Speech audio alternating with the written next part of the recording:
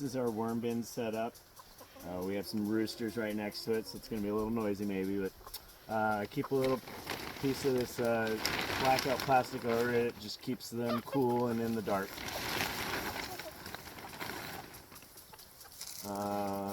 So I've got a little straw in here that helps keep the rodents out if that's a problem. So we got a lid on it, just a normal lid. This is our top layer. This is our most active layer of fresher compost and stuff like that. There's probably just a worm starting to come up into it. Unless it's been a little too warm, then they might be hiding a little further down. There's some action.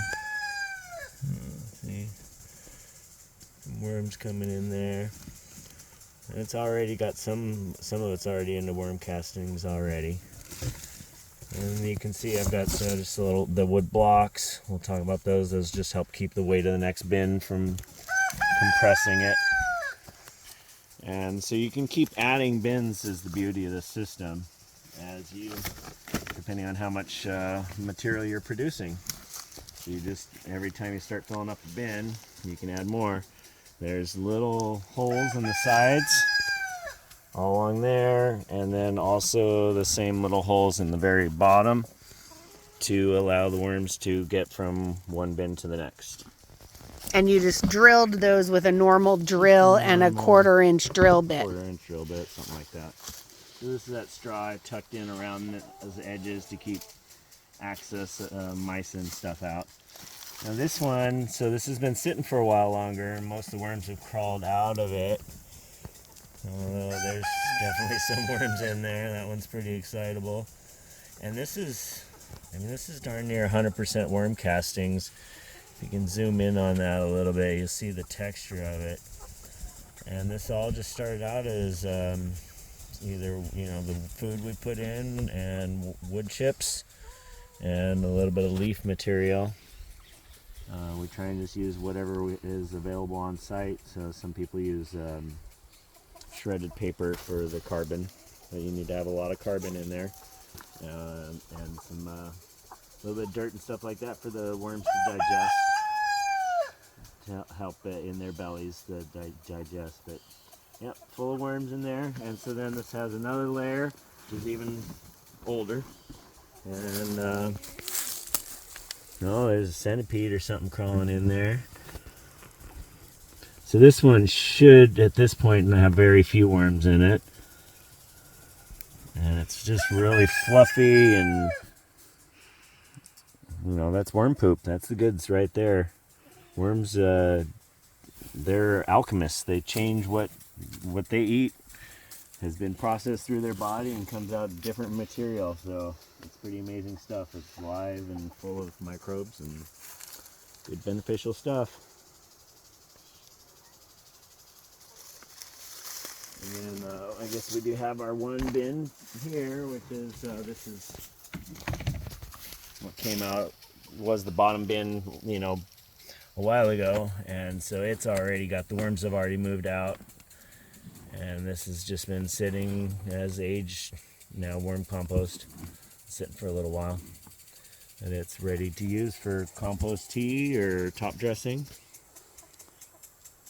It smells great, and amazing worm food for plants.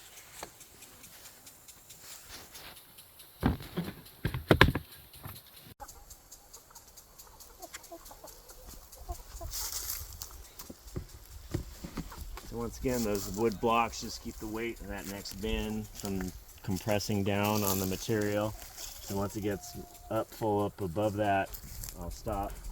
Right now I'm just going to feed a little bit, and I'll usually just kind of pull back depending on how it's looking. This looks like it could use a little more carbon and a little more food. So the food is the green stuff? The green stuff, your vegetable scraps, things like that is what's going to feed the worms. And then the carbon is what's going to kind of remain, really. You're going to transform it all into that worm gold there. Yeah, if you have too much vegetable material, not enough carbon, it'll get stinky. Is the carbon like roughage for the worms? Yes, roughage for the worms, and it's kind of what we're sinking all, and it's going to hold all our nutrients and things. It's the housing for all our nutrients and all our microbes.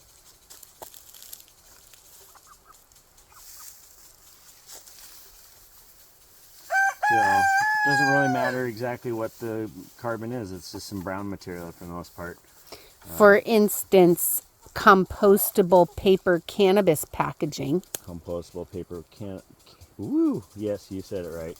That would work perfect. Shredded up would be ideal. The more surface area, the smaller it is when it goes in, the quicker it's going to compost. And the worms are not actually eating the material directly. They eat the microbes that the worms that are made by the composting.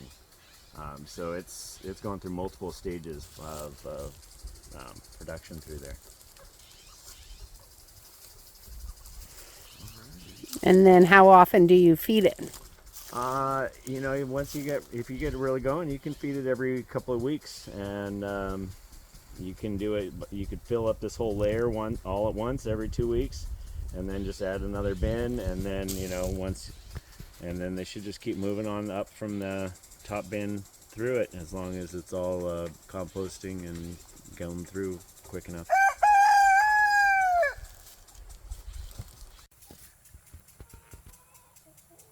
Been using wood chips in the worm bin and just trying to get all our different myceliums kind of going together. So this worm bin has been a focal point for me to put in mycelium and Jadon microbial and IMOs and all that fun stuff. And there's just crazy mycelium networks forming in there. This is all it's all separate wood chips. And it's just completely held together by the mycelium system. Worm coming out right here. It's just hanging out in the bottom of the worm bin. I don't stir them. So I went to stir it and was like, wow, look at that. It looks like paint. It's just mycelium.